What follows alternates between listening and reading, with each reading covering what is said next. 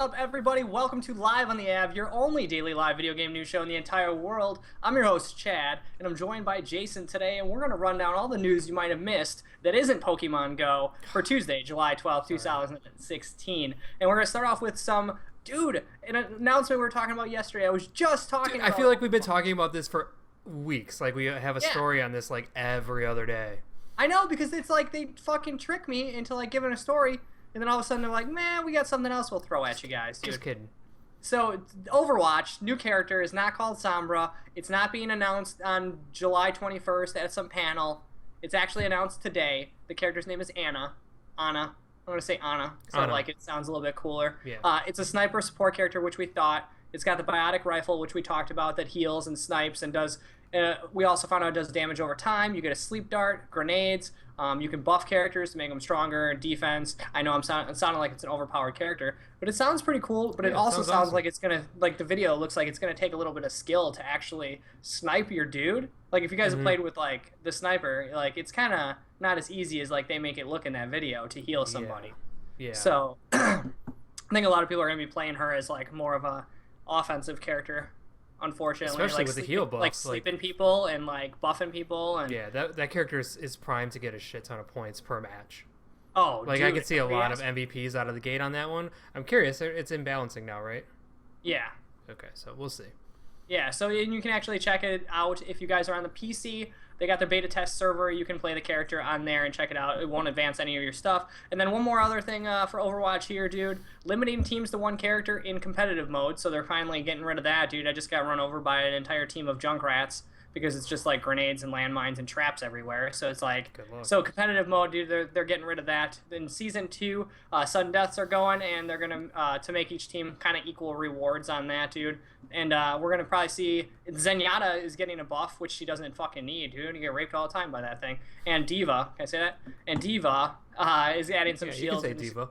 She's going to have a toggle meter so the shield can flip on and off. So, yeah, dude, Overwatch, there's your daily Overwatch. Yeah, there's your daily Overwatch. Welcome to Overwatch on the Av, I guess. I'm pretty sure that's it, dude. There's not any more in Overwatch news for the next week until the panel, but I doubt that. So, that's your kind of future for Overwatch, dude. Rocket League, something we haven't talked about in a while, but it did get Sports Game of the Year from AlexNav.com. They're going to be adding in loot crates. You got to. Eventually, you have to go down the road, and this theirs actually makes sense on why they're doing it, because they're coming out and telling you why they're doing it. Yeah. They need they don't probably need the money, but they need the money to support these the Rocket League Championship series and fund the prize pool. So these are gonna come out.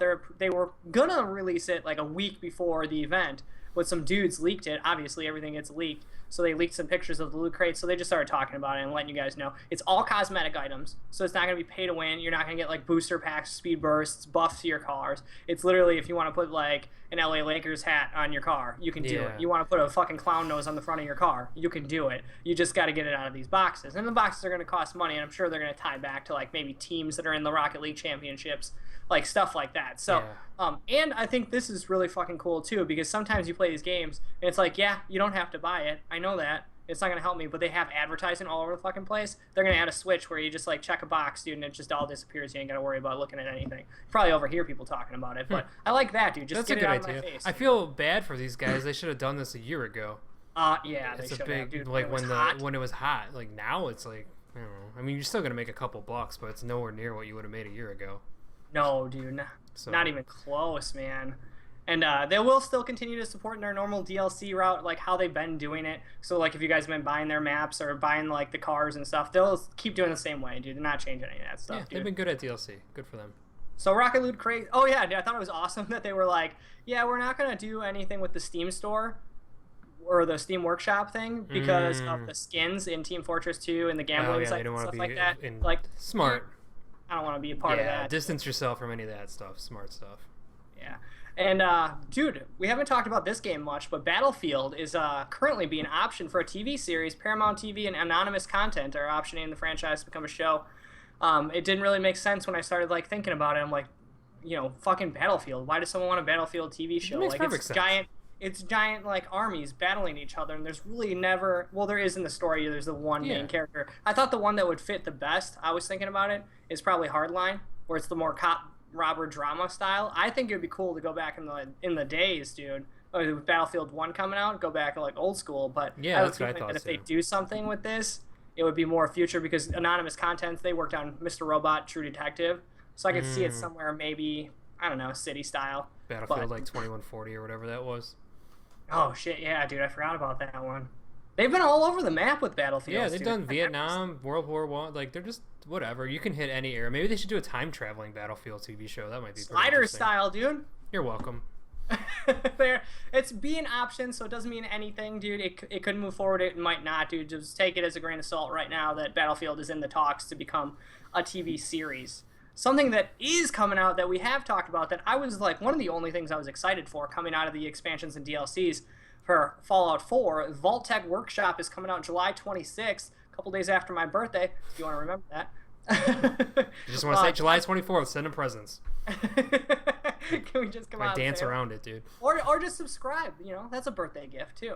Yeah, announced today via the Bethesda Twitter account, dude. It'll allow you to, and if you guys don't know what the Vault-Tec Workshop is, I hyped it up when we were talking about E3 coverage, but it allows you to go underground and you build your own fucking vault, dude. It's about cool. time. It's cool. Oh, dude, I'm so excited about this, actually, man. You get new pieces like to play with, dude.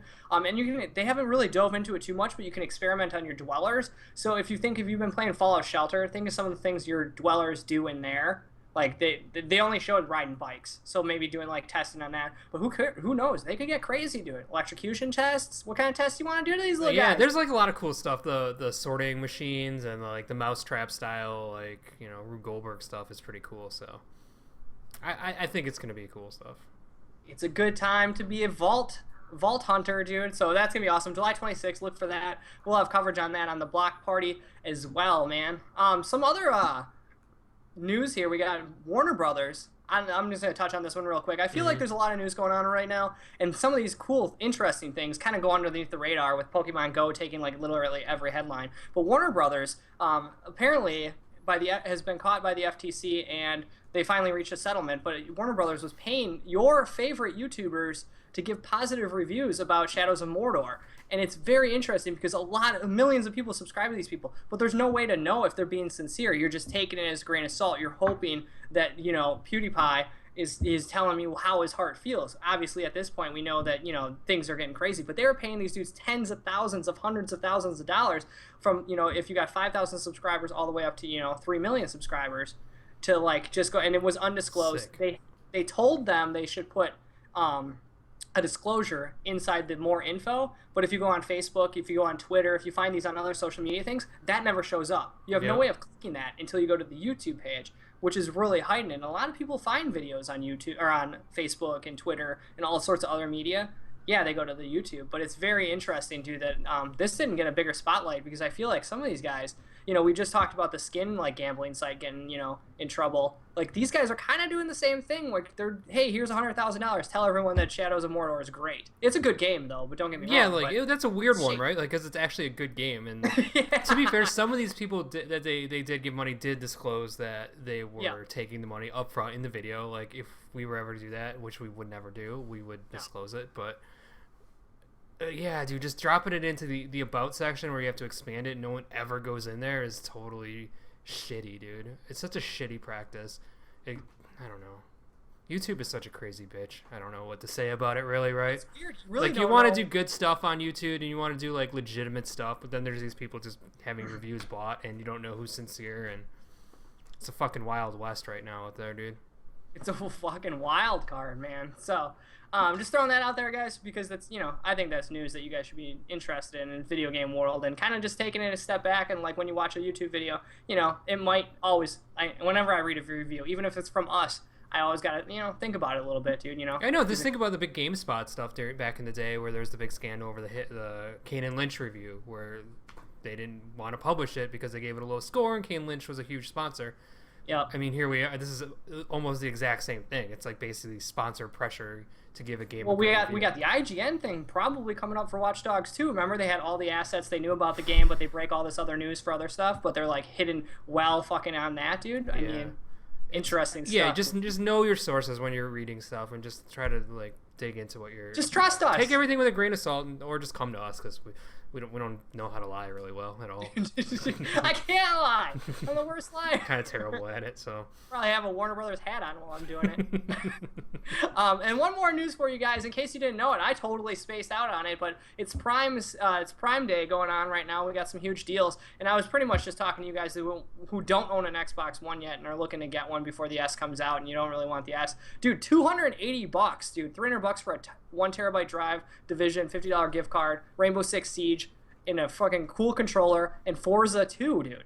$300. That's a good deal, dude. That's fucking insane. That's like a $500 thing. And I was also thinking about it. I'm like, well, shit, if I wanted to upgrade, I already own the Division. I don't have Siege, and I don't care about Forza. It's like $18 trade in, $20 trade in. You get $40. You can go buy a different game. That's a good deal, dude. Heck yeah, dude. What else? Oh yeah, that's a good one. That's it.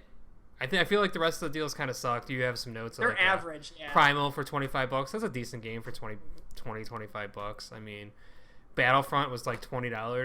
DLC still $60. Yeah. Support that if you want to. I don't recommend it. And that's pretty much it, dude. Like Doom, I think Tristan said he bought Doom for $30. He's gonna check that out. That's a good value for $30. Doom is awesome. Doom is totally worth $30. Go buy Doom if you're gonna buy anything. But I don't know if you want shoes and shit, they're on sale. Saw some cowboy boots on sale. I mean, whatever you want. Hopefully some crazy flash sales throughout this week. If something crazy hits, we'll let you guys know. Dude, follow us on Twitter. Make sure you check out our Twitter at Allerton Av. Also, make sure you guys, thank you so much for joining us on twitch.tv/AllertonAv. And join us on youtube.com/AllertonAv Live. We got an awesome new Random 30 with Pokemon Go. If you haven't checked it out, dude, Amy's running amok, catching a Bulbasaur. Rumor has it, dude. She's so out make of sure control. you guys check that out. Subscribe. Thank you so much for joining us. We appreciate everything you do. Thank you, Jason, for joining me. And I'll see you guys tomorrow. I can't believe Amy punched that kid in that video. Dude, it was crazy. And then